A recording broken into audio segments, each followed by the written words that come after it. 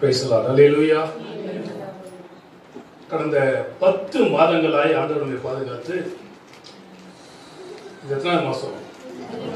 11வது மாதத்தில் நம்மள உயிரோட வச்சிருக்கிறாரு. Praise the Lord. Praise the Lord. மரணம் எப்படி மாதிரி நடக்குது. ஆனா வேதம் சொல்கிறது, நம் மரண இருளின் பள்ளத்தாக்கில் நடந்தாலும் பொல்லாப்புக்கு பயப்படேன், தேவரீர் என்னோடு கூட இருக்கிறேன், உமது கோலும் தடியும் என்னை தெரியும். அவர் நம்மை ஆற்றி தேற்றி அரவணைத்து வந்து கொண்டிருக்கிறபடியினால தான் நம்ம எல்லாம் உயிரோடு கூட இருக்கிறோம். வேதாகமத்தில் ஒரு வசனம், ஏசாயா 2ஆம் அதிகாரம் 22வது வசனம் இப்படி கூறுகிறது, நாசியில் சுவாசம் உள்ள மனுஷனை நம்புவதை விட்டுவிடுங்கள், எண்ணப்படுவதற்கு அவன் எம்மாத்திரம். நாசியில சுவாசம் உள்ள மனிதனை நம்புவதை விட்டுவிடுங்கள். இன்னைக்கு எல்லாருமே யாரை நம்புறானா? மனுஷனை தான் நம்புறான். யாரை நம்புறான்? மனிதன். மனுஷனை நம்பாட்டி எப்படிப்பா?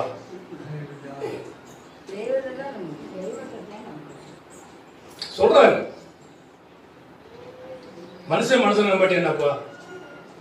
ஆனா பைபிள் சொல்லுது, நாசியில் சுவாசம் உள்ள மனுஷனை.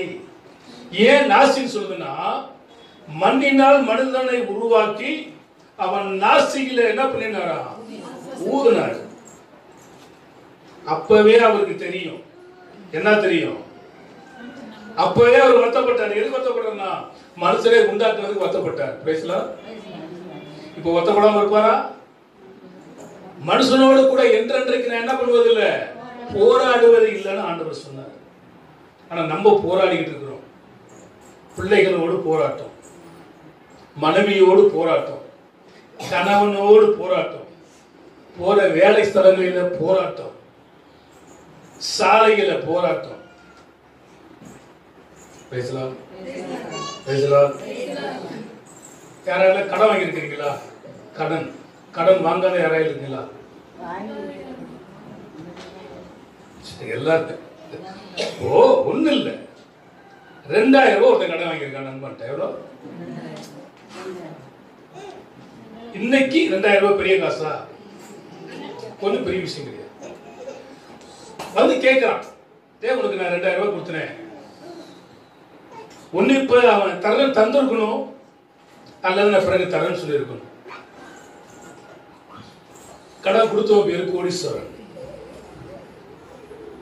2000 ரூபாய் கேட்டதுக்காக நண்பனை கொண்டுட்டான். இன்னைக்கு தந்தி பேப்பர்ல. வாழ்க்கை இப்படிதான் ஓடிக்கொண்டிருக்கிறது. வசனம் சொல்கிறது, நாசியில் சுவாச உள்ள மனிதனை நம்பாதே. ஒரு கவிஞன் எழுதும்போது, கண்ணை நம்பாதே, அது உன்னை ஏமாற்றும், நீ காணும் தோற்றம் மாயையான தோற்றம், காணல் நீரின் தோற்றம். அந்த கண்ணு கூட என்ன பண்ணுமா? அதை கூட நீ என்ன பண்ணாத, நம்பாதே. அத சொல்றான், கண்ணால் கண்டதும் பொய், காதால் கேட்பதும் பொய், தீர விசாரிப்பது என்னவா? மெய். அப்போ வேற சொல்லுகிறது, ஒன்றான மெய் தேவனாகிய உண்மையும், அந்த மெய் சொல்லுவாரு, ஒன்றான மெய் தேவனாகிய உண்மையும் நீ அனுப்பினவராகிய இயேசு கிறிஸ்துவை விசுவாசிப்பதே நித்திய ஜீவன். அப்ப இயேசுவை நம்பணும், இயேசுவை விசுவாசிக்கணும், அதுவே நித்திய ஜீவன். அப்ப இயேசு கிறிஸ்து இல்லாமல் ஒரு மனிதன் இந்த உலகத்தில் வாழ முடியுமா? வாழ முடியும். இயேசு இல்லை என்று சொன்னாலும் வாழ முடியும். இயேசுவை நம்பினாலும் வாழ முடியும். இயேசுவை திட்டினாலும் வாழ முடியும். வாழலாம். எத்தனையோ பேர் நாத்திகன் இயேசுவை திட்டிட்டு இருக்கானே, வாழறானா இல்லையா?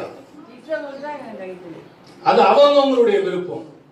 இயேசு கிறிஸ்துவை ஏற்றுக்கொள்வதோ, இயேசு கிறிஸ்துவை மறுதலிப்பதோ, இயேசு கிறிஸ்துவை திட்டுவதோ அவர்களுடைய விருப்பம். ஆனால் இந்த இயேசு இல்லாமல் ஒருவனும் தேவனுடைய ராஜ்யம் வர முடியாது. அதான் பாயிண்ட். இது சுதந்திர நாடு, எல்லாத்துக்கும் மத உரிமைகள் இருக்கிறது, மத சுதந்திரங்கள் இருக்கிறது.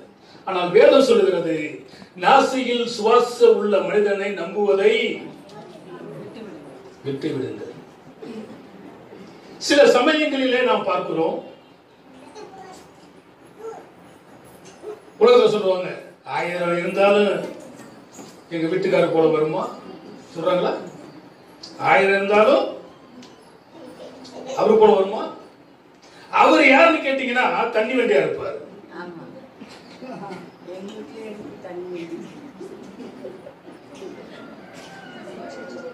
தண்ணி வண்டி மாத்திரம் இல்ல, புகை வண்டி கூட இருக்கா?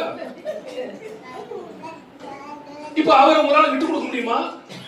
ஐயா 1000 பேர் இருந்தாலும் எங்க வீட்டுக்காரர் போல வருமா? இது மனுஷனுடைய எல்லாருக்கிட்டையும் ஏதாவது வச்சு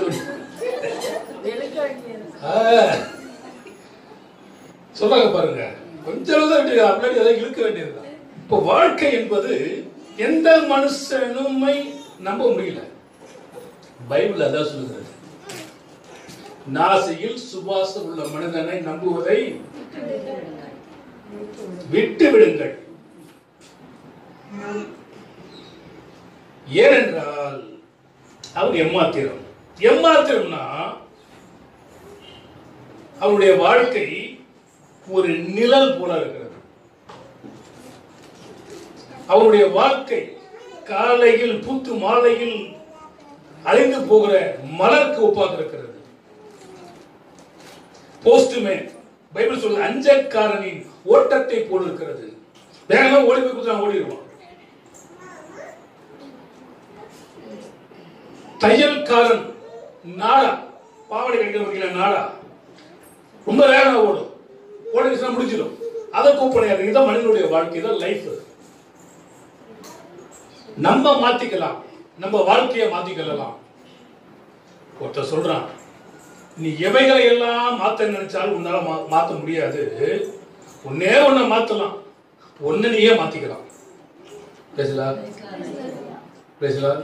வேற எதையும் மாத்த முடியாது. சூரியனை மாத்த முடியாது, சந்திரனை மாத்த முடியாது, நட்சத்திரங்களை மாத்த முடியாது, எதையும் மாத்த முடியாது. திருடனா 10 திருந்தா விட்டால் திருட்டை எப்படி ஒழிக்க முடியாதோ, அதனால நம்ம நாமே திருத்திக் கொள்ள முயற்சி பண்ணினால் நம்ம திருந்தி விடலாம். அத வசனம் சொல்லுகிறது, நாசியில் சுவாசம் உள்ள மனிதனை நம்புவதை விட்டுவிடுங்கள். நம்பப்படுவதற்கு அவன் எம்மாத்திரம். எம்மாத்திரம் என்றால் அவன் பலத்தினால் 70 வருஷம் வாழ்கிறான், பலத்தின் மிகுதியினால் 80 வருஷம் வாழ்கிறான்.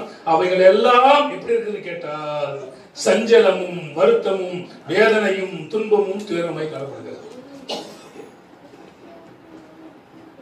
அவனை நம்பி என்ன பயன்?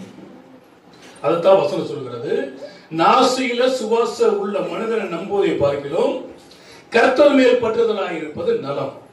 ஏன் கர்த்தர் மேல் பற்றுதலாக இருக்க வேண்டும்? அவர்தான் அந்த சராசரங்களையும் படைத்தவர், அவர்தான் ஆதியும் அந்தமுமானவர், அவர்தான் முந்தினவரும் பிந்தினவரும் ஆகிய தேவன்.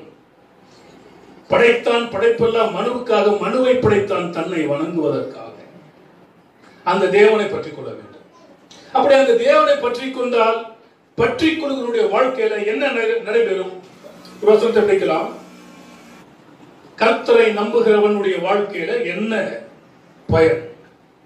சங்கீதம் 13:5, நான் உம்முடைய கிருபையின் மேல் நம்பிக்கையா இருக்கிறேன், உம்முடைய ரட்சிப்பினால் என் இருதயம் களிக்கும். எந்த மனுஷன் கர்த்தரை நம்புகிறானோ அந்த மனிதனுடைய வாழ்க்கையில ரட்சிப்பு இருக்கும். என்ன இருக்குங்களா? சிலர் என்ன சொல்றாங்கன்னா, இயேசுநாதர் நல்லவர் எனக்கு தெரியுங்க, அத யாரும் சொல்ல வேண்டிய அவசியம் எனக்கு இல்லைங்க, அவர் பொய் சொல்லல, திருடல, எல்லாத்தையும் உண்டாக்கினார், ஆனா எனக்கு 2 பொம்பளை பிள்ளை இருக்குதுங்க, அதை நான் கல்யாணம் பண்ணி கொடுத்துட்றேங்க, அதுக்கு பிறகு இயேசுநாதரை ஏற்றுக்கொள்றாங்க. அதுக்கடுத்து என்ன பண்ணணும்? ஐயா, அதை கல்யாணம் பண்ணி கொடுத்த பிள்ளை ஒரு குழந்தைய பெற்றுச்சு, அது ஸ்கூல் வரையும் கொண்டு போயிட்டு கூட்டிட்டு வந்துட்டேன்னா நான் அப்புறம் இயேசுவை நம்புறேங்க, அது போய் அது கல்யாணம் ஆயிடும். அது வல்லது ஏமாத்திட்டு இருக்கும். ஏனென்றால் வேதம் கொடுக்கிறது, இன்றே ரட்சணையானால் இதுவே அனுக்கிரக காலம், நாளைய தினம் நம்முடையது என்று நம்மளால சொல்ல முடியாது. நாளைக்கு நம்ம உயிரோடு கூட இருப்போமா என்றதான நம்பிக்கையும் கிடையாது. எனவே இந்த நாளிலே நீங்கள் இயேசுவை நம்பணும், அந்த நித்திய ஜீவனை பெற்றுக்கொள்ள வேண்டும். நித்திய ஜீவனா எங்க? பரலோகம். அந்த பரலோகத்துக்கு போக வேண்டுமானால் இயேசு ஒருவர் தான். வசனம் சொல்கிறது, என்னால் அல்லாமல் வேறு ஒருவராலும் ரட்சிப்பு இல்லை. அவர் ரட்சிப்பின் அதிபதி, ரட்சண்ய கும்பு, ரட்சகர், ரட்சிப்பின் ஊற்று. அந்த ரட்சிப்பை ஒரு மனிதன் பெற்றுக்கொள்ளும் பொழுது இவருடைய வாழ்க்கையில இவன் செய்திருக்கிறதான எல்லா பாவங்கள், அக்கிரமங்கள், அநியாயங்கள் எல்லாமே மன்னிக்கப்பட்டு மறக்கப்படுகிறது. அன்றோடு கூட எல்லாமே அழிந்து போய்விடுகிறது. அவன் ஒரு சிறு பிள்ளையை போல் மாறுகிறான், பாவம் இல்லாதவனாய் மாறுகிறான், பரிசுத்த உள்ளவனாய் மாறுகிறான், உண்மை உள்ளவனாய் மாறுகிறான், நீதி உள்ளவனாய் மாறுகிறான். எதனால? இயேசுவை தன்னுடைய சொந்த இரட்சகராக ஏற்றுக்கொண்டவன். இதுக்காகத்தான் இயேசுவை ஏற்றுக்கொள்ள சொல்கிறோம். திருடன் திருட்டுதலத்தை விடுகிறான்,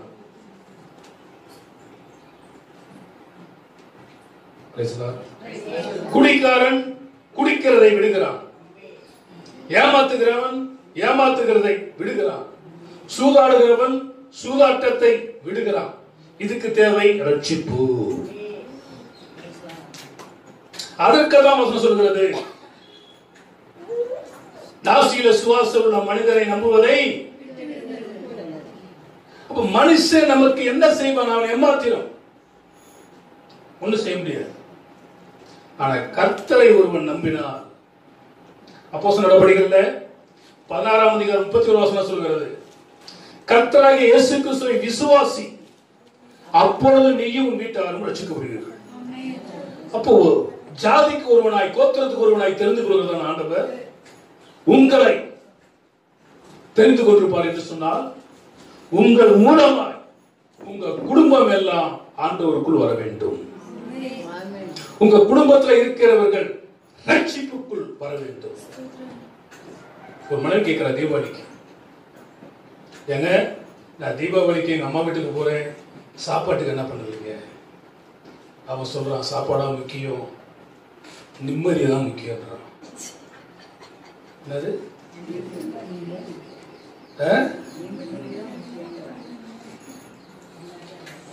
உங்க வீட்டுல உங்களை குறித்து என்ன நினைக்கிறாங்க? அவன் எவ்வளவு பாதிக்கப்பட்டதோ சொல்லியிருப்பான். சாப்பாடு ஆகுறதுக்கு முக்கியம், நிம்மதி. ஒரு 4 நாள் நிம்மதியாக இருக்கு, போயிட்டு வரும். கையெழுத்துக்கிற அந்த அம்மா சட்டி எடுத்து ஓங்கி பட்டுன்னு விடுறான். ஏன்னா நான் இருக்கிறது உங்க அவ்வளவு பிரச்சனையா? இப்போ வாழ்க்கை என்பது நிம்மதியை தேடி அலைந்து கொண்டிருக்கிறான் மக்கள். எங்கே நிம்மதி, எங்கே நிம்மதி தேடி பார்த்து எங்கேயும் இல்லை.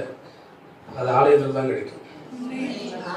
நான் தருவேன் உனக்கு சமாதானம், நான் தருவேன் உனக்கு சந்தோஷம், என் மகனே வருவாயா, என் மகளே வருவாயா, இதயத்தை எனக்கு தருவாயா. அந்த இதயம் அது கிறுக்குள்ளது, மகா கேடு உள்ளதும் அந்த இதயம். அதை தவிர எல்லாத்தையுமே கொடுக்குறோம். அதான் ஒருத்தர் சொல்றான், அடுத்தவனை குறை சொல்றது, குற்றம் சொல்வது. ஒருத்தர் சொல்றான், உன் முதுகு உனக்கேத்தான் தெரியாது அண்ணாத்த, பிறருக்கு நையாண்டி செய்வது இல்லை. நம்ம முதுகு நம்ம பார்க்க முடியுமா? உன் முதுகு உனக்கே தெரியாது, பிறருக்கு நையாண்டி செய்வது சரியில்லை. அதான் பக்தர் சொல்கிறார், வேலை சொல்லுகிறது, மற்றவனை குற்றவாளியை எதிர்க்கிறவனே நீ யாரானாலும் சரி, உனக்கு போக்கு சொல்ல இடமில்லை. அப்போ கர்த்தரை நம்புறதா அந்த மனுஷனுடைய வாழ்க்கை செழிக்கும். யோசுவா என்கிற ஒரு மனிதன் சொல்லுகிறான், என்ன சொல்றான் தெரியுமா? நீங்கள் எமோரியர்களில் தெய்வத்தை சேவித்தா சேவிங்க, இரவல் நீங்க சேவிச்சுட்டு போங்க. நானும் என் வீட்டாருமோ என்றால் கர்த்தரையே சேவிப்போம். யோசுவா 24:15 சொல்ற ஒரு தீர்மானம். நானும் என் வீட்டாருமோ என்றால் கர்த்தரை. அப்ப அந்த குடும்பம் ரட்சிப்புக்குள் இருக்க வேண்டும். ரட்சிப்புக்குள் இருந்தால் நோவாவின் குடும்பம் எப்படி அழிவுக்கு தப்புனுச்சோ அது போல உங்க குடும்பமும் எரிகிற அக்கினை கடல்ல தப்புவிக்கப்படும். சரி, எங்களுக்கு நல்ல தோட்டம் இருந்தது, வயக்காடுகள் இருந்தது, நிலவளங்கள் இருந்தது, நல்ல கிணறு இருந்தது, எல்லாமே என்னன்னு கேட்டீங்கன்னா தங்க நகைகள் இருந்தது, வெள்ளி பாத்திரங்கள் இருந்தது, அலுமினிய பாத்திரங்கள் இருந்தது. எங்க அப்பாவுக்கு உடல்நிலை சரியில்லாத காரணத்தினால் எல்லாவற்றையும் எங்க அம்மா வித்துக்கிட்டே நான் ஒண்ணா வித்தாங்க. அப்போ எங்களுடைய சித்தப்பா எங்களுடைய தாத்தாலாம் சொன்னதான ஒரு காரியம் என்னன்னு கேட்டா, பிள்ளைகளை என்ன பண்ணு, மாடு மேய்க்க அனுப்பு, ஏன் இவ்வளவு கஷ்டப்படுற, இல்லாட்டி ஆடு மேய்க்க அனுப்பு அப்படின்னு சொன்னாங்க. அப்ப நாங்கள் ஆண்டவரை ஏற்றுக்கொள்ளவில்லை. அந்த சூழ்நிலைகளை பார்த்தீங்கன்னா எங்க அம்மா என்ன பண்ணாங்கன்னா, வயல் வேலைக்கு தெரியாது, வயல் வேலைக்கு போறது, ஏதாவது பிள்ளைகளை படிக்க வைக்கணும்னு சொல்லி அவங்களுடைய சக்திக்கு எங்களை படிக்க வைத்தார்கள். இப்ப இவ்வளவு நகைகளை வித்தார்கள், வெள்ளியை வித்தார்கள், அலுமினிய பாத்திரங்களை கூட வித்தார்கள். அப்படி வித்து எங்க அப்பாவை காப்பாற்றினார்கள். இப்ப இவ்வளவு சொத்தை விற்று ஒரு மனிதனை காப்பாற்ற வேண்டியது அவசியமா? அதற்கு பிறகு எங்க அப்பா இயேசுவை ஏற்றுக்கொண்டார். பைபிள் சொல்கிறது, மனிதன் உலகம் முழுவதையும் ஆதாயப்படுத்தினாலும் தன் ஜீவனை நஷ்டப்படுத்தினால் அவனுக்கு லாபம் என்ன? எங்க அப்பா சொல்லும் பொழுது 7 வயதில் அவர் புகைப்பிடிக்க ஆரம்பித்திருக்கிறார். 57வது வருடத்திலே இயேசு கிறிஸ்துவை ஏற்றுக்கொள்கிறார். ஏறக்குறைய 50 வருடங்கள் புகைப்பிடிப்பது, சாராயம்னா ராத்திரில கொஞ்சம் தூக்கத்துக்காக கொஞ்சம் குடிச்சிட்டு படுத்துருவார், வெத்தலை பாக்கு போடுவார். இப்படி வாழ்ந்த மனிதன் ஒரே ஒரு நாளில் எல்லாவற்றையும் தூக்கி எறிந்து விட்டு கர்த்தருக்காக வாழ்ந்தார். இதுக்கு பேர் என்ன? ரட்சிப்பு. எங்க அப்பா எந்த தப்புமே செய்யல, குடிக்கல, வெத்தலை பாக்கு போடல, சிகரெட் அடிக்கல, எந்த பாவ வழக்கம் எதுவுமே இல்ல, மறித்துட்டார். எங்க போவார்? எங்க போவார்? நரகத்துக்கு தான் போவார். ஏன்னா இயேசுநாதர் இல்லாம இந்த உலகத்துல நீ எவ்வளவு பெரிய யோக்கியமா வாழ்ந்தாலும் பரலோகத்துக்கு போக முடியாது.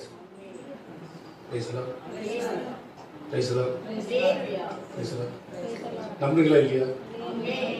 இயேசு கிறிஸ்துவை தன்னுடைய சொந்த இரட்சகராக எந்த மனிதன் ஏற்றுக்கொள்கிறானோ அவனை தவிர எந்த கொம்பனானாலும் பரலோகத்துக்கு போக முடியாது. ஆனா உங்க வீட்டுக்கெல்லாம் வரக்கூடாதுன்னே நீங்க கூட்டு வர்றதில்லை. பேசலாம், அங்க போயில என்ன பண்றேன்? பேசலாம் பேசலாம். ஏன் காரணம்? பைபிள் சொல்லுதுங்க, உங்களுடைய நல்ல நடக்கைகளினாலே உங்களுடைய கணவர் என்ன பண்ணலாம்? இதுல இருந்து என்ன தெரியுது? உங்க வீட்டுக்காரிங்க வரலன்னா என்ன தெரியும்? அந்த வசனத்தினுடைய விளக்கத்தை சொல்லுங்க. நல்ல நடக்கையில புருஷனை ஆதாயப்படுத்திக் கொள்ளலாம். நான் சொல்றேன், பைபிள் சொல்லுதா? பைபிள் சொல்லுது. அப்ப உங்க வீட்டுக்காரர் வரல, அப்ப என்ன அர்த்தம்? நடத்தை என்பது அதாவது தவறான அந்த காரியங்கள் அல்ல. நல் நடத்தை என்பது கணவனுக்கு செய்ய வேண்டியதை கனத்தை கொடுக்கறதுல முதலாவது. கணவனுக்கு கொடுக்க வேண்டிய மரியாதை கொடுக்கறது இல்ல. இப்ப அந்த நீ சர்ச்சைக்கு போய் என்னத்த நீ திருந்திட்ட?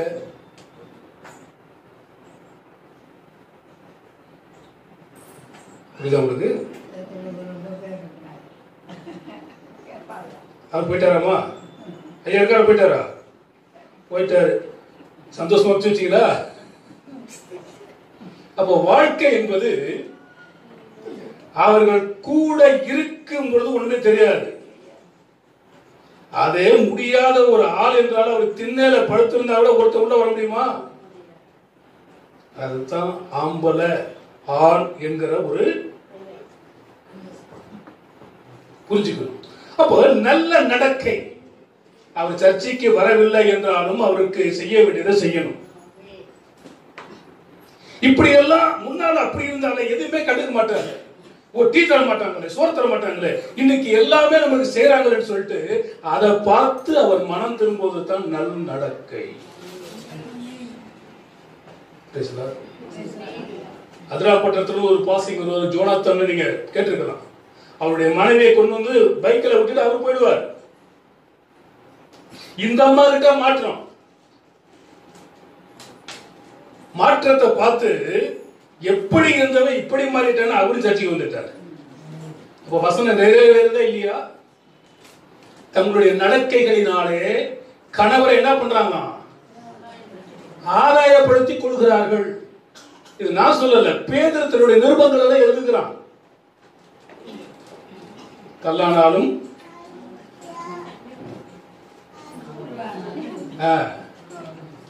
அவங்களுக்காக ஜெபம் பண்ணணும். கர்த்தர் மாற்றுவார். எத்தனை குடிக்காரர்களை கர்த்தர் மாத்தி இருக்கிறார். எத்தனை சூதாடிகளை கர்த்தர் மாத்தி இருக்கிறார். முருக பக்தனாக இருந்ததான ஏவிஎம் ராஜனை இயேசுவின் நன்மையை கர்த்தர் மாத்தி இருக்கிறார்.